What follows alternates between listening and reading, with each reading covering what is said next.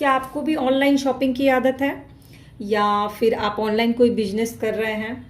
मतलब ऑनलाइन कोई भी काम कर रहे हैं, यूट्यूब पे काम करना अलग चीज़ है, बट ऑनलाइन आप अपना कोई प्रोडक्ट जो है वो सेल करते हैं, ऑनलाइन सामान खरीदते हैं, तो ये सब क्या कहलाता है आपको पता है? आज की लैंग्वेज में, इंटरनेट की भाषा में इसको बोलते हैं e commerce. Hello students, welcome back to my class.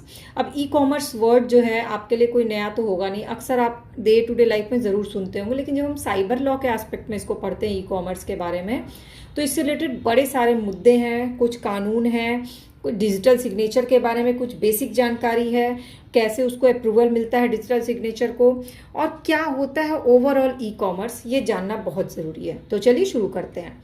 तो ई कॉमर्स से रिलेटेड आपसे एग्जाम में कोई भी क्वेश्चन आए या आपसे यूं ही कोई भी ई कॉमर्स के बारे में पूछे, तो कुछ बेसिक चीज़ें हैं जो आपको बताना एकदम कंपलसरी है। सबसे पहले तो ई कॉमर्स का अर्थ क्या है? तो जब हम इलेक्ट्रॉनिक माध्यम से, यानी इंटरनेट, मोबाइल, लैपटॉप, कंप्यूटर के माध्यम से किसी भी सामान का, किसी भी सेवा का, सेवा जैसे ब्लिंकिट एक सेवा है जो आपको प्रोडक्ट आपके घर पे पहुंचाती है, जोमेटो एक सेवा है जो आपको खाना ऑनलाइन घर पे पहुंचाती है। तो किसी भी वस्तु और सेवा की खरीद और बिक्री, सामान खरीदते हैं या सामान बेचते हैं, करते हैं, और क्या या फिर पैसे का, ये डाटा का एक दूसरे को ट्रांसफर करते हैं, तो ये सब क्या है कहलाता है? E commerce, electronic commerce. ठीक, अब इसमें क्या होगा? ग्राहक की पहुंच, व्यवसाय की पहुंच, पूरा दोनों, ग्राहक भी अपने बिजनेस तक इजीली पहुंच सकता है। तो बेसिकली ये क्रांति की तरह है।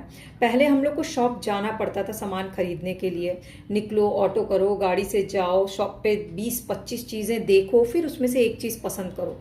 ऑनलाइन शॉपिंग में क्या हुआ कि आपने डाला पर्पल कलर का सूट, ठीक है, और आपको एग्जैक्ट पर्पल कलर के 10 सूट उसने ऑप्शन में तुरंत दिखा दिए और आपने अपने अकॉर्डिंग सेलेक्ट कर लिया। तो ये क्या है? व्यवसाय में क्रांति आ रही है। अब क्रांति कैसे? तो 4 पार्ट है ई कॉमर्स के। एक तो व्यापार से व्यापार पर, यानी बिजनेस टू बिजनेस, B2B बोलते हैं इसको इंग्लिश में। फिर है व्यापार से उपभोक्ता पर होता है।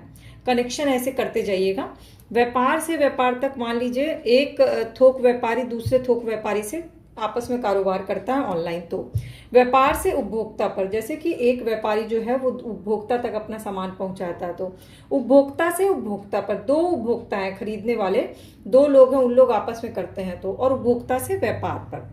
तो कंप्यूटर कैसे करते हैं हम लोग ई कॉमर्स? या तो कंप्यूटर से, या तो फोन से, कोई भी इलेक्ट्रॉनिक जो आपके पास माध्यम होगा उससे करेंगे। क्या क्या काम करते हैं इसमें? हम खरीदते हैं और बेचते हैं। और ट्रांजैक्शन कैसे होता है? सारा ट्रांजैक्शन होता है ऑनलाइन बैंकिंग। ऑनलाइन बैंकिंग में जैसे रुपए है, फोन पे है, क्रेडिट कार्ड है, डेबिट कार्ड है, कार्ड के थ्रू पेमेंट करते हैं, इवन कैश ऑन डिलीवरी का भी ऑप्शन होता है। तो ये हो गया ई कॉमर्स करने के तरीके। अब आते हैं विभिन्न मुद्दे क्या है ई कॉमर्स से रिलेटेड। एक तो आप समझ लीजिए कि अमेजोन पे आपने अपना एक आईडी बनाया है अपने नाम से, उसमें फिर आपने अपना ऐड किया अपना क्रेडिट कार्ड का डिटेल, ताकि आप पेमेंट कर सकें, गूगल पे का डिटेल ऐड किया, और साथ ही साथ आपने कुछ एड्रेस सेव किए हैं जहाँ पर आप अक्सर गिफ्ट्स भेजते हैं अपने फैमिली मेम्बर्स को। ठीक, तो अमेजोन पे क्या हो गया? आपका डाटा जो है वो सेव हो गया। तो कानूनी मुद्दा क्या है ई कॉमर्स का? कि आपका डाटा की गोपनीयता और सुरक्षा, यानी कि जो उपभोक्ता है उनकी व्यक्तिगत जानकारी जो है वो सुरक्षित रहे। अमेजोन इसको कहीं और ट्रांसफर नहीं कर सकता है। अगर ऐसा होता है, आपका डाटा इधर से उधर होता है, तो वो क्या हो गया? कानूनी मुद्दा हो गया। जैसे आपके क्रेडिट कार्ड का कोई डिटेल है, आपका एड्रेस है, ये सारी चीज़ें। दूसरा आता है उपभोक्ता संरक्षण। अब मान लीजिए किसी उपभोक्ता ने कोई फर्नीचर या कोई इलेक्ट्रॉनिक आइटम, टीवी या कुछ ऑर्डर किया है, और टीवी का स्क्रीन टूटा हुआ है, यानी कि उत्पाद की गुणवत्ता जो है वो वैसी नहीं है जैसा कि दिखा, और वो वारंटी पीरियड में है, लेकिन तब भी वो रिटर्न नहीं कर रहा है। तो ये क्या हुआ? धोखाधड़ी से जुड़ा कानून हो गया, क्योंकि इसमें उपभोक्ता को संरक्षण नहीं मिला। तीसरा होता है बौद्धिक संपदा अधिकार, यानी कि IPR, इंटेलेक्चुअल प्रॉपर्टी राइट। अब IPR क्या होता है? ये अलग से एक लॉन्ग क्वेश्चन है, उसमें मैं आपको समझाऊंगी। बेसिकली आपकी बुद्धि, सो जो संपदा आप क्रिएट करते हैं, जैसे आपने अपनी बुद्धि से कोई आर्ट बनाया, आपने अपनी बुद्धि से कोई म्यूजिक बनाया, तो वो अब मैंने अपनी बुद्धि से ये वीडियो क्लासेस बनाई, तो ये मेरा कॉपीराइट हो गया। अब मेरी वीडियोस का वॉइस ओवर लेके कोई और वीडियो बनाएगा तो वो कॉपीराइट क्लेम हो जाएगा। ट्रेडमार्क हुआ, पेटेंट हुआ, हमने कोई सॉफ्टवेयर बनाया और उसका अपने नाम से पेटेंट करा लिया, अब उसी के जैसा सॉफ्टवेयर कोई और बनाता है तो क्या हो गया? पेटेंट का उल्लंघन हो गया। नकली उत्पाद को बेचने, ये सारे प्रावधान क्या हैं? IPR से रिलेटेड है। फिर आता है कर और कराधान, मतलब ऑनलाइन बिक्री पे भी आपको GST भी लगेगा, वैट भी लगेगा, सेल टैक्स भी लगेगा। ऐसा कुछ खास अंतर टैक्सेस पे नहीं है, ये आपको क्लियर होना चाहिए। फिर है विवाद समाधान। अब ऑनलाइन हो रहा है, ई कॉमर्स हो रहा है, उसमें कोई विवाद हो जाता है, उसके समाधान के लिए प्लेटफॉर्म्स बनाए गए हैं। फिर आता है साइबर अपराध। इसी दौरान ई कॉमर्स में कोई मालवेयर आ जाता है किसी उसमें, और कोई फिशिंग का काम, हैकिंग कर लेता है किसी ऐप को, तो ये क्या हो गया, साइबर कानून का उल्लंघन हो गया। फिर आता है अंतर्राष्ट्रीय व्यापार कानून। देश की सीमा के पार भी ये कानून लागू होते हैं, जैसे अमेजॉन कंपनी जो है देश की सीमा के बाहर भी है तो वहाँ भी लागू होगा। तो ई कॉमर्स ने व्यापार के तरीके को बदल दिया। ई कॉमर्स की चुनौती के समाधान के लिए राष्ट्रीय अंतर्राष्ट्रीय कानून, सहयोग, जागरूकता सबकी जरूरत है। अब इसी का एक पार्ट है डिजिटल सिग्नेचर। डिजिटल सिग्नेचर क्या होता है, जब आप कोई फॉर्म भरते हो तो आपको पता होगा कि आपका साइन मांगता है, तो पहले हम लोग फॉर्म में डायरेक्ट साइन करते थे। अब क्या आप साइन करते हो, उसकी फ़ोटो खींचते हो और फिर उसको अटैच करते हो किसी फाइल में, या फिर आप लाइसेंस बनवाने जाते हो तो किसी टैब पे साइन करवाया जाता है, वो होता है डिजिटल सिग्नेचर। इसकी परिभाषा दी गई है आईटी एक्ट 2000 में धारा 2 में, कि डिजिटल हस्ताक्षर की परिभाषा है कि अंकीय चिन्ह से किसी उपयोगकर्ता द्वारा, धारा 3 से रिलेटेड है। ई कॉमर्स में इसकी भूमिका अहम है। ई कॉमर्स में इसलिए ज़रूरी है कि डिजिटल सिग्नेचर होने से कोई भी आपके सिग्नेचर को कॉपी करके फर्जीवाड़ा या जालसाजी नहीं कर सकते, यानी जालसाजी रोकने के लिए इंपॉर्टेंट है। ये सुविधा धारा 3 में दी गई है। दूसरा, डिजिटल हस्ताक्षर जो है सॉफ्टवेयर वितरण, वित्तीय लेन देन सब में प्रयोग होता है।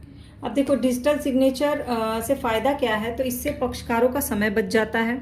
कोई भी फॉर्म जमा करना बहुत आसान होता है कि सीधे फॉर्म का प्रिंट आउट निकाल करके सबमिट हो जाता है। एक क्लिक पर आप हस्ताक्षर कर सकते हो, आसानी से इसमें बदलाव कोई नहीं कर सकता, कॉपी नहीं कर सकता है कोई, और इसको कानूनी दृष्टि से भी इसको मान्यता दी गई है। अब इसको मान्यता कौन देता है, तो इसकी सत्यापन की, डिजिटल सिग्नेचर की सत्यापन की प्रक्रिया होती है। आप बैंक जाओ, आधार कार्ड बनाने जाओ, उसमें सब में इसकी सत्यापन होता है, जो कि होता है धारा 3 के तहत। तो डिजिटल हस्ताक्षर का प्रमाण पत्र कौन देगा, सीए देता है। सीए इसका महत्वपूर्ण कार्य करता है और वो आपके पहचान का भी सत्यापन करता है, आपकी आइडेंटिटी बायोमेट्रिक जो होती है उसका भी सत्यापन वही करता है।